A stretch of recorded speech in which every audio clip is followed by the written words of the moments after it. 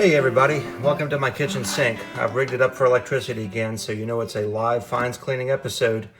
Yeah, there's things at the beginning, that handful of Spanish silver. Yeah, I dug that, but it's not in this video. Anyhow, moving on here, I want to show you all how to clean dug nickels. Really all you need is a skewer. I use shish kebab skewers, like you would spear some meat for the grill or some shrimp for the grill. You can buy a whole bunch of them for a couple bucks, and they will last you the rest of your life because you can sharpen them with a pocket knife. So you could go out and pay $20 for a set of Andres pencils, or you could just use one of these. Anyhow, so here is what I think is probably a V-nickel, judging by the couple of stars I can see. Basically all I'm going to do is I'm actually going to just scrape this. Now if you have an aversion to this sound, you may want to plug your ears for a little bit because it's going to sound like nails on a chalkboard. Okay, I'm going to basically just scrape this off of this, scraping all the dirt and everything. Notice I'm doing this dry. I'm not wetting this coin at all. Okay, and so I'm doing this as a dry cleaning. And yeah, I can see more of these stars. Now, what's amazing is you're going to see no detail on this as I go. Like, it's going to be like nothing. Okay, again, close your ears if you're sensitive to that chalkboard sound. And I'll get it done as soon as I can, I promise. But basically, you're going to scrape all that crud off of there. So, right now we can't see anything. But what I'm going to do is, my hands are not wet. I haven't cleaned them at all. I got some natural oil on my fingers. What I'm going to do is I'm just going to rub that coin, and you're going to start to see the design come through. See, isn't that amazing? Now I could kind of touch the side of my nose or the side of my head or some part that's a little more sweaty and get a little more oil and kind of touch up the high points of this design, like her head there. And honestly, this is all you have to do for a coin like this to be able to get it legible.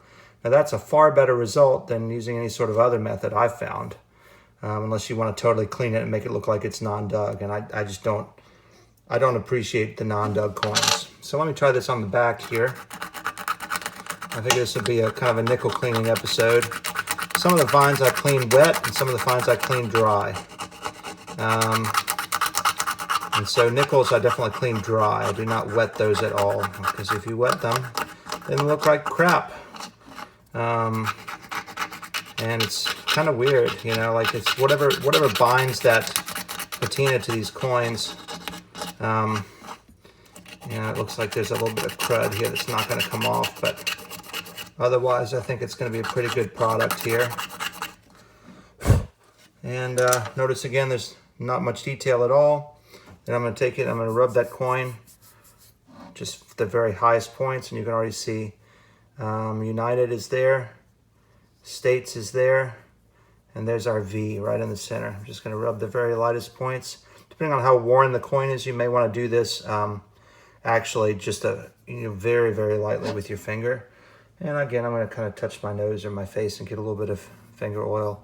And you can always tell if it goes too far because you can start to see the background darken a little bit. I'm just going to lightly brush that. See how that brings the design out? Okay, so now we have a beautiful shield nickel, and I can see the date for the first time, 1891. Now I'm going to try the same process here with a what I think is a Jefferson nickel. I think it's dating in the 40s. Okay, again, I'm going to take that same, close your ears if you're sensitive to that chalkboard sound. Ooh, yeah, that's interesting. All right. You can use earplugs if you're one of those people that doesn't like that sound. I love that sound because that sound to me sounds like the sound of nickel cleaning. Oh, I could have that all day. Yes. Like a good flat shield nickel, worn smooth shield nickel. You get that nice scrapey, scrape sound. Oh, that's some great relic cleaning right there. You see that this background patina actually staying there actually helps you read the information on these coins, which is pretty great. Now I'm going to do the back too. Scrapey, scrape.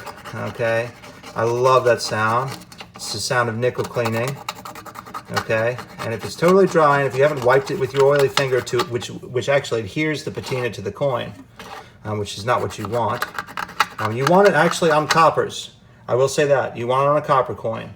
because sometimes you do this, the whole patina comes off. You do water or peroxide or anything else, all the details lost sometimes with coppers, as you know. I prefer to take them out of the ground and wipe them with a hand, with a non-gloved hand, never the jeans wipe, because that just rips everything off. You're left with a cruddy blank disc, or something that already would have had ID and detail no matter what. What I prefer to do is I prefer for the coppers to actually do the finger rub, because the oils in the fingers will go into that patina and they will actually adhere that to the surface of the coin. Now, that's not what I want in the case of the nickel. I wanted to kind of strip it away so that I'm left with just the red color, and then what I'm going to do is I apply that little bit of natural oil from my fingers just to the very highest points in a design to bring out the design, and you can see that it starts to, you can see all the words there. I could rub that more. So once again, with nickels, I think that your best bet is a skewer. Now I will say, with flat buttons, a lot of times flat buttons and buttons that have the depressed mark, what you'll see is that the mark is not raised in a depressed channel. That's raised mark depressed channel RMDC in the Tice book. What you'll see is that the flat buttons will have like an impressed mark, just a depressed mark, DM. And so what you want to do is you actually want to hold this kind of low to the coin, or to the button rather, and do that. And so what you do is you're scraping off the top and you're leaving that mark down in there full of its patina and everything else. So then when you wipe that, you'll be able to read that design.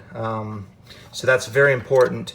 You know, I would never go at one of those buttons with the skewer at an angle like this. I would only go at the button with the skewer at an angle like this. Okay, so just FYI, that's the way I clean buttons, flat buttons.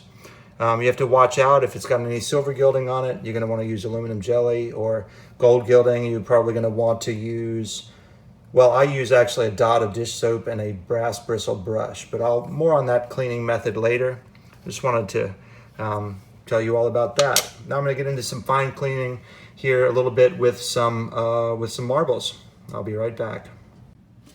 Okay, everybody, I'm going to clean some fines with some water now. I'm just going to use a regular toothbrush, and the most important rule to start out with is you got a drain in your sink, put the drain plug in. You do not want a fine going down that sink. I've had flat buttons. I've played a plumber, a pipe fitter. I've done everything to get fines out of sinks. So just don't do it. Don't make the mistakes. Be better than me. Anyhow, so what I'm going to do is I'm going to clean a couple of marbles here. I've gotten an eyeball site that I find lots of marbles and other things in, and I'm just going to put those here in some water, and I'm going to identify a couple things for you as we go. Here's a little water on those. Super excited about that. And just got some random things. I've identified on previous episodes the Prosser buttons, and I've talked a little bit about those. So if you missed that in a previous fines cleaning, you can actually go for an hour-long fines cleaning where I talk about that, and I'm going to share a link right up here right now. It's an hour of fines cleaning and just conversation. Did it as a live stream, so it may not show up in your YouTube search quite right. But if you want to learn more about Prosser buttons and some of these other fines that I've been making, certainly go check that out right now. But at any rate, on back here to these fines. One of these fines that I find pretty frequently is the stoppers from various old bottles, and these were generally used for like medicine bottles and anything that needed a stopper that was glass, medicinal bottles, chemical bottles, various things like that. Also Worcestershire sauce, and some sauces had these types of glass stoppers. And so a lot of times what you'll find, like with this one, it's kind of almost a purpley example. That happens from the sunlight hitting that over years of sitting on the surface of the ground as they get that purple color. And yeah, so I've got a whole bunch of those things. Here is a baby doll arm. So this is from a China doll or porcelain doll. So these are Victorian era items, and they stayed popular well into the 20th century. It looks like there's a little mark there which may show a number. That looks like that may be a 6 there. It's kind of tough to get the angle on it right, but you can see it. The numbers are not consistent. Every manufacturer had a different size, and this looks like it was an arm, most likely. A lot of the legs of this era that this site was had very bulbous kind of calves and hand-painted garter belts and things like that. So garters, calf garters rather. So yeah, pretty cool find there. And of course, this little nub around here helps identify that as to what it is, because that's where that was sewn into the soft body of the doll. And so a lot of times people would just buy the china parts, and then they would use whatever they had around the house to stuff a doll body and make it out of whatever fabric was nice and comfortable and soft. It's kind of interesting because the dolls had soft bodies and hard exteriors, hard visible parts, legs and arms and faces and shoulders and so forth. Likewise, men's attire at the same time had soft bodies, the shirts, the undershirts, the trousers, the underwear, and then the visible parts of the shirt, the cuffs and collars that were visible outside of the male Victorian suit, were very heavily starched and stiff and not very comfortable. Those collars were so stiff that actually men of the era had to tie the tie with the collar on before, because they couldn't. The collar was so stiff they couldn't flip it up to tie the tie and put the collar back down. So kind of interesting there. Let's move on here to some marbles. I've got some pretty examples here that I've eyeballed at these sites. I'm super excited to have these. Looks like some of them are in decent shape without a lot of plow dings and so forth. That's a very nice example there. Yeah, pretty, very pretty example. If any of you want to drop any IDs of any of these marbles, I would love to see an ID or two of some of these marbles. I think that would be great. Of course, I know what these are. These are Benningtons. You can always tell these Benningtons because they have these little eyes, you know, where they basically sat against other marbles while they were being fired. And the glaze, these are unglazed spots. These are really tiny ones. These two that I found here. That one's even smaller, but they are glazed, cobalt blue glazed, stoneware marbles, crockery marbles. And so they're misnamed. They actually are not from Bennington, but I don't know why they're called that. Anyhow, so that's kind of cool. So there are those. And let's see what else we have in here. Got this. This is another one of those marbles. It is worse for the wear, though.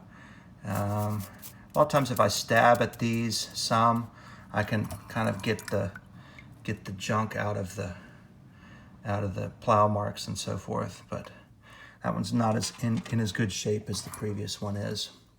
Ooh, that's a lovely color. Wow. That's not going to require much cleaning at all. Oh, great marble. Excellent condition for a plowed field. Most of the ones we find have at least one plow ding, but that one looks like it escaped. Very, very nice, lovely marble there. If anybody has any IDs, just please. Marbles are not my forte. I know a lot of stuff, but marbles and I don't know a lot. These two are cat's eyes. I do know that. I've been looking on these marbles to find any sort of homemade panel mark, but I don't see any on these, and I think the site, to be honest, is too new for that. Anyhow, I wanted to show you those. Both cat's eyes. And I wanted to also show you these. I found a lot of these things. These are lead nail heads. They would have gone over nails, I guess, probably in some sort of shingle situation where that was used to keep moisture out. But a lead-headed nail there. If you find those, now you know what they are. And I think I've got one more marble in here, and I think it's also a cat's eye. So yes, it is. And it is not in great shape. So I got four marbles that were not in great shape, 2 Benningtons, and 2 decent shaped ones. So that's not too bad. It's a decent haul. All right, well, I guess we're probably about out of time here. So I wanted to thank you all for watching. This has been kind of a marvelous episode. Catch you all next week.